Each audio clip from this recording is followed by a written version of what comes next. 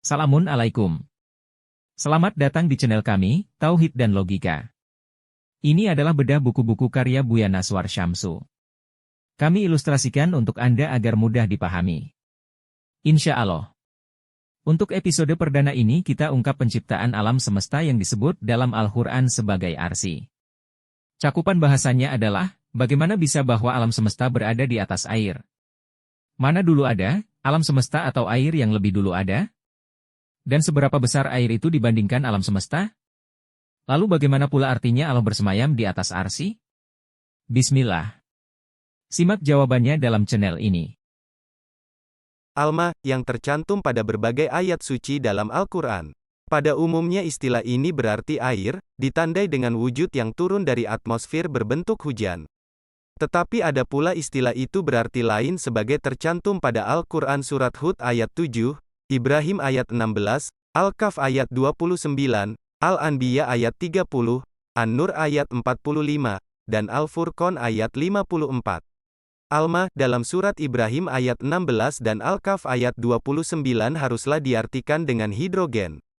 Istilah Alma, pada terjemahan Al-Kahf ayat 29, tidaklah mungkin istilah tersebut diartikan dengan air karena di dalam neraka yang apinya begitu besar. Lihatlah Al-Mulk 5 dan Al-A'la ayat 12, tidaklah mungkin terdapat air. Semua molekul benda dalam panas begitu tinggi akan terurai atau kembali menjadi atom asal. Karenanya Alma, dalam surat Ibrahim ayat 16 dan Al-Kahfi ayat 29 haruslah diartikan dengan hidrogen. Setiap atom memiliki inti yang dinamakan dengan rawasia atau batang magnet yang berputar di sumbunya dari barat ke arah timur. Jadi setiap atom itu berputar di sumbunya sebagaimana bumi ini atau sebagai orang tawaf keliling Ka'bah di Makkah. Sementara itu mara yang meliputi kutub-kutub proton mendapat induksi magnet negatif lalu dinamakan dengan elektron, dan induksi positif yang kemudian dinamakan positron. Neutrino tanpa batang magnet, hanya berputar ikut bersama putaran proton sendiri, karenanya dia tidak mengandung ukuran berat sama sekali lalu dapat dinamakan dengan non-partikel. Pada waktu atom mengalami fisi atau fusi maka bagian mara tadi ada yang terlepas dari proton lalu dia mengapung ke angkasa bebas dalam keadaan tanpa magnet, karenanya neutrino ini tak mungkin ditangkap atau ditahan lagi. Hidrogen memperganda dirinya dengan ketentuan Allah membentuk berbagai elemen lain yang kemudian berkumpul menjadi molekul-molekul benda angkasa. Jadi bukanlah semesta raya itu dimulai dari ledakan atom raksasa menurut Big Bang Theory. Dari hidrogen itu pula setiap makhluk berjiwa diciptakan Allah, dinyatakan pada surah Al-Anbiya ayat 30 diperkuat oleh An-Nur 45 dan Al-Furqan 54. Mara atau neutrino yang mengapung dari jutaan bintang di angkasa raya, mulanya berbentuk nebula atau kumpulan kabut berupa awan mengambang di angkasa bebas. Tetapi dengan sifat kohesinya, maka nebula itu bersatu membentuk diri yang disebut dengan komet atau syur. Dan Al-Quran menyatakan hanya 8 komet saja dalam daerah semesta raya yang luas ini, tercantum pada surah Al-Haqqah ayat 117.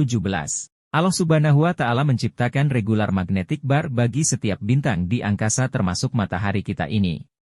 Simple magnetic bar bagi setiap planet yang mengitari bintang seperti yang ada pada bumi ini.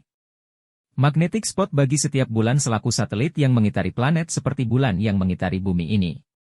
Simple magnetic yang terdapat pada sirkulasi magnet negatif dan positif bumi selalu berhubungan dengan matahari dan menjadi tempat bergantung bagi bumi dan planet-planet.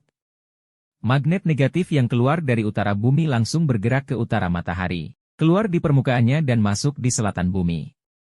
Sementara magnet positif yang keluar dari selatan bumi langsung bergerak ke utara menuju matahari, keluar di permukaannya dan masuk lagi di utara bumi. Keadaan demikian membuat matahari tetap bergolak. Sementara kedua unsur magnet yang berlainan ini berbenturan dalam perut bumi hingga tercatatlah getaran besar kecil sepanjang tahun, dibedakan oleh besar kecilnya radiasi yang datang dari matahari. Perbedaan besar radiasi matahari tersebut disebabkan oleh saling bertarikannya dengan 9 planet lain yang selalu mengorbit, masing-masingnya bermagnet yang sirkulasinya bersamaan dengan magnet bumi. Manakala ada suatu planet yang kebetulan satu garis lurus dengan bumi terhadap matahari, maka terjadilah pembesaran radiasi matahari atas bumi atau atas planet itu, dan berlakulah misalnya gempa, letusan gunung, tornado atau lainnya. Antara matahari dan planet-planet berlaku hubungan kukuh melalui magnet. Lalu Allah Subhanahu wa Ta'ala menyatakan penciptaannya atas tata surya itu yang berlangsung 2 hari atau 2000 tahun, ada sebuah planet terpecah menurut surah Fussilat ayat 12 dan surah Al-Ahzab ayat 72. Planet yang berada di antara orbit Mars dan Jupiter pecah akibat kelebihan tenaga magnet dari matahari yang berupa pembesaran radiasi. Pecahan planet itu menjadi asteroid seperti sekarang. Kemudian semua diselesaikan Allah selama 4 hari atau 4000 tahun hingga dikatakan 6 hari atau 6000 tahun menurut surah Fussilat ayat 9, Hud ayat 7 dan As-Sajdah ayat 5. Dan surah Al-Ma'arij ayat 4 menjelaskan bahwa semesta itu berputar di sumbunya selama 50.000 tahun komariah. Karena itu pula pada An-Nahl ayat 12 dinyatakan bahwa semua bintang di angkasa itu bergerak menurut ketentuan Allah. Dengan demikian tidak ada bintang yang baru lahir atau yang mati dan alam semesta tidak sedang mengembang. Semua tata surya sudah kuat kukuh yang disebut syadi'ida'a. Arti Allah Subhanahu wa Ta'ala, bersemayam di atas arsy yaitu mengatur magnet yang berbeda-beda wujud nilainya. Itulah yang menjadi modal terbentuknya alam semesta ini selama 6 hari atau selama 6000 tahun. Dan perbedaan magnet-magnet itu juga yang menyebabkan antara bintang dengan bintang tidak pernah berantukan, begitupun antara planet dengan planet lainnya. Dengan demikian terjawab pula lebih dulu hidrogen ada daripada alam semesta karena dibangun atas susunan hidrogen. Sedangkan arsy ini berupa bulatan bola besar di mana beredar semua bintang dengan planet-planetnya dan masing-masing berputar di sumbunya. Di luar semesta besar ini adalah lapangan hidrogen tanpa mara. Hidrogen yang berada di luar semesta raya ini tidaklah mempunyai magnetic bar, demikian karena dia berada di luar daerah penciptaan, maka keadaan hidrogen di sana adalah statis tak bergerak, membeku dan diam seperti dijelaskan Al-Quran pada surah Fatir ayat 41. Terima kasih sudah menonton channel kami dan nantikan episode selanjutnya. Assalamualaikum.